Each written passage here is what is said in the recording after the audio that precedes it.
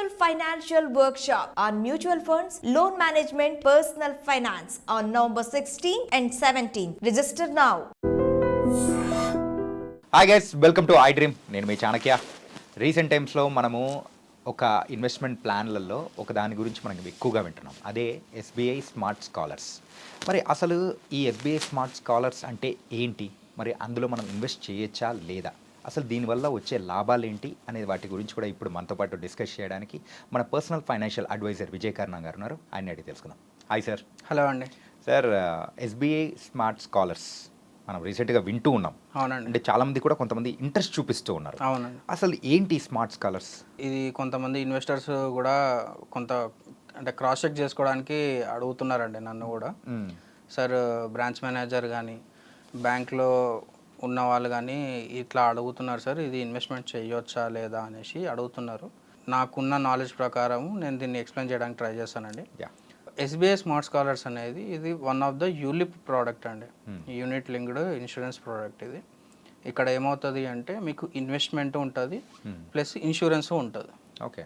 ఇది SBI life నుంచి వాళ్ళు ప్రమోట్ చేస్తున్నారు. మనకి బ్యాంక్స్లలో అక్కడ అన్నిట్లలో కూడా ఇది బాగా ప్రమోట్ చేస్తున్నారు రీసెంట్గా.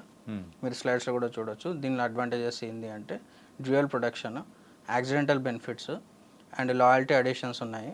అండ్ ఫ్లెక్సిబుల్ ఫండ్ ఆప్షన్స్ అంటే ఒక 9 ఫండ్స్ ఇచ్చారు మీకు. ఈక్విటీ ఫండ్స్, డెట్ ఫండ్స్, దాని ఫండ్స్ వేరే ఉంటాయి. యూలిప్ ఫండ్స్ వేరే ఉంటాయి, మనకి వచ్చే మ్యూచువల్ ఫండ్స్ వేరే ఉంటాయి.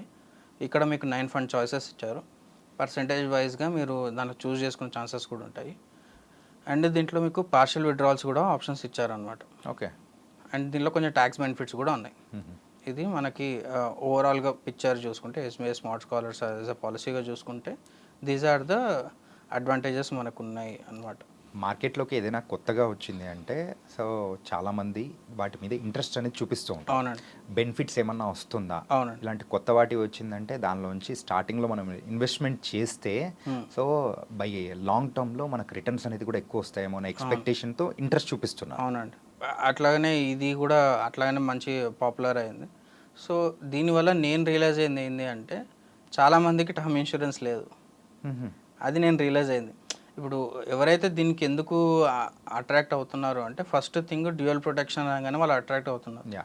సో అంటే ఏంది, ఇప్పుడు పేరెంట్కి ఏమైనా సరే కానీ వీళ్ళకి యాక్సిడెంట్ అయినా సరే కానీ దానికి వాళ్ళకి ఒక లంసమ్ అమౌంట్ ఒక 10 lakhs కానీ ఒక 20 lakhs కానీ వచ్చే ఛాన్సెస్ ఉన్నాయి దీనిలోకి వెళ్ళి. సో అంటే వాళ్ళకి బేసిక్ టర్మ్ ఇన్సూరెన్స్ లేదని నాకు అర్థమైందనమాట. ఓకే. సో నేను చెప్పే సజెషన్ ఏంటి అంటే ఈ పాలసీని కొద్దిసేపు పక్కకు పెట్టేస్తే first basic pure term insurance తీసుకోండి, డెఫినెట్గా తీసుకోండి. మన దగ్గరనే తీసుకోవాలి వీళ్ళ దగ్గరనే తీసుకోవాలని కాకుండా ఎక్కడైనా సరే బేసిక్ టర్మ్ ఇన్సూరెన్స్ డెఫినెట్గా ఒక 1 CR కానీ మీ ఎలిజిబిలిటీ ప్రకారం 50 lakhs కానీ 1 CR కానీ తీసుకోండి. మీకు ఇట్లాంటి పాలసీస్లలో వీటిలలో మీకు కవరేజ్ చాలా తక్కువ ఉంటుంది. 10 lakhs, 20 lakhs, 30 lakhs అలా ఉంటుంది. ఒకవేళ మీకు ఎలిజిబిలిటీ ఉంది, మీకు ప్రీమియం పే చేయగలుగుతాను అనుకుంటే డెఫినెట్గా ఒక 50 lakhs నుంచి 1 CR వరకు బేసిక్ తీసుకోండి. అండ్ అది చీపెస్ట్ అనమాట, చీపెస్ట్ పాలసీ అనమాట. Term insurance will be the cheapest policy among all policies. Okay. So మీకు బేసిక్ టర్మ్ ఇన్సూరెన్స్ తీసేసుకోండి. మీ ఫస్ట్ 2 అడ్వాంటేజెస్ మన డ్యూయల్ ప్రొటెక్షన్ కానీ యాక్సిడెంట్ బెనిఫిట్ కానీ ఏదైతే ఉందో అది ఇక్కడ కవర్ అయిపోతుంది. అండ్ నెక్స్ట్ వచ్చేసి మీకు రిటర్న్స్ కావాలనేసి మీరు దీనిలో చూస్తున్నారు కదా, నేను ఎక్కడో కాదండి ఇదే ఎస్బీఐలో మీకు ఇంకొక ఎగ్జాంపుల్ చెప్తాను. అదే ఈ స్ట్రాటజీలో మనం ఏం చేస్తున్నాము అంటే ప్యూర్ టర్మ్ ఇన్సూరెన్స్ మీరు తీసేసుకోండి ఫస్ట్.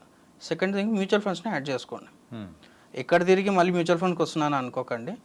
యూలిప్స్లో ఉండేవి కూడా అవి కూడా మ్యూచువల్ ఫండ్సే, అక్కడ కూడా ఈక్విటీ ఫండ్స్లోనే ఇన్వెస్ట్ చేస్తారు. కాకపోతే ఈ మ్యూచువల్ ఫండ్స్లో మీరు డైరెక్ట్ ఓపెన్ ఎండెడ్ మ్యూచువల్ ఫండ్స్లో పెట్టుకుంటే మీకు ఫ్లెక్సిబిలిటీ ఎక్కువగా ఉంటుంది. ఓకే. మీకు ట్రాన్స్పరెన్సీ ఎక్కువ ఉంటుంది. ఏ ఫండ్స్లో ఇన్వెస్ట్ చేస్తున్నారు, ఎన్ని ఇయర్స్ నుంచి ఉన్న ఫండ్లలో ఏం చేస్తున్నారు, కంట్రోల్ మీ చేతిలో ఉంటుంది. యూలిప్స్లో అలా ఉండదు అనమాట. So this will be the one of the best approach. ఈ ఎస్బీఐ స్మార్ట్ స్కాలర్స్లో వాళ్ళు ఇచ్చిన ఎగ్జాంపుల్లో నేను చెప్పేది ఏంటి అంటే ఇక్కడ ఒక ఎగ్జాంపుల్ ఏముందంటే 1 lakh for the period of next 8 years మీరు కట్టారు. ఫర్ సపోజ్ అది క్లెయిమ్కి వచ్చింది అనుకుందాం, సమ్ అష్యూర్డ్ ఒక 10 lakhs ఇచ్చేస్తారు. అండ్ నెక్స్ట్ ఫ్యూచర్ పేమెంట్స్ కట్టకపోయినా సరే పాపనో బాబు 20 years పాప 20 years వచ్చారనుకోండి, 20 years అప్పుడు 4% కానీ 8% కానీ రేట్ ఆఫ్ రిటర్న్స్లో ఒకవేళ ఫండ్ వాల్యూ గ్రో అయితే that will be approximate 37 lakhs మీకు ఇస్తారు అనేసి అంటున్నారు. అంటే మీరు కట్టేది 8 lakhs మాత్రమే, మీకు ఏదైనా క్లెయిమ్ వచ్చిందంటే 10 lakhs ఇస్తారు. అండ్ 20 ఇయర్స్ తర్వాత అంటే పాలసీ తీసుకున్న తర్వాత 20 ఇయర్స్కి మీకు 37 lakhs వస్తాయి అని అంటున్నారు. ఓవరాల్గా ఇది మంచిగా నాకు అనిపిస్తుంది ఇది.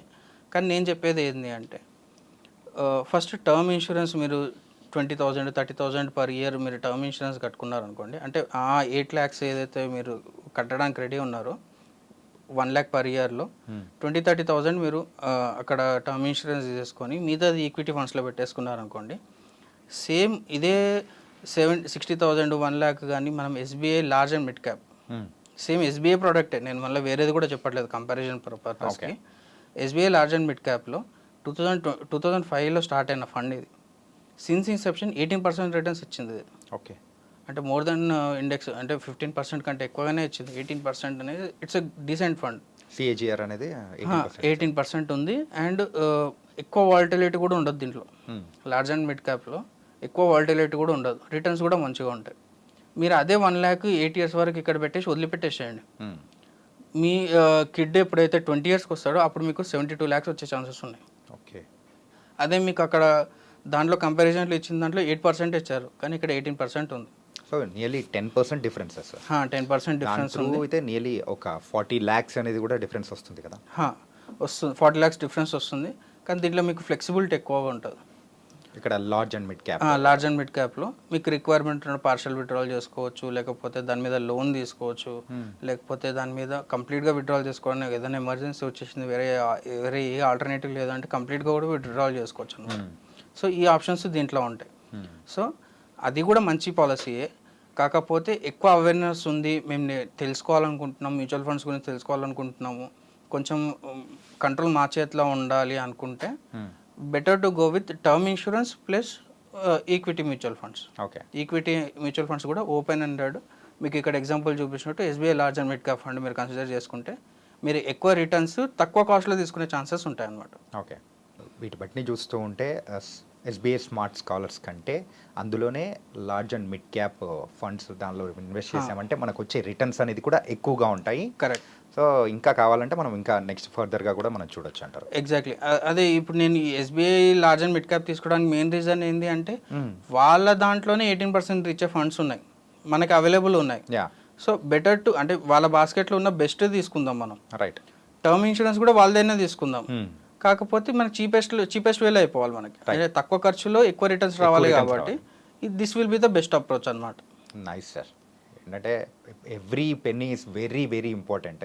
ఎగ్జాక్ట్. మరి వాటిలోనే మరి ప్రతి ఒక్కరు కూడా కోరుకునేది తక్కువ ఇన్వెస్ట్మెంట్తోనే ఎక్కువ రిటర్న్స్ కావాలని ఎక్స్పెక్ట్ చేస్తాం. అవునండి. అలాంటి వాళ్ళకు మంచి సజెషన్ అనేది కూడా ఇచ్చారు. So thank you so much. Thank you అండి. యా గైస్, మరి ఎస్బీఐ స్మార్ట్ స్కాలర్స్ మరి ఎవరైతే వాటి గురించి తెలుసుకోవాలనుకున్నారో మరి పూర్తి ఇన్ఫర్మేషన్ అనేది కూడా విజయకర్ణ గారు చాలా చక్కగా వివరించారు కదా. మరి మరో ఇంటర్వ్యూతో మళ్ళీ కలుద్దాం. అంతవరకు take care. This is your Chanakya.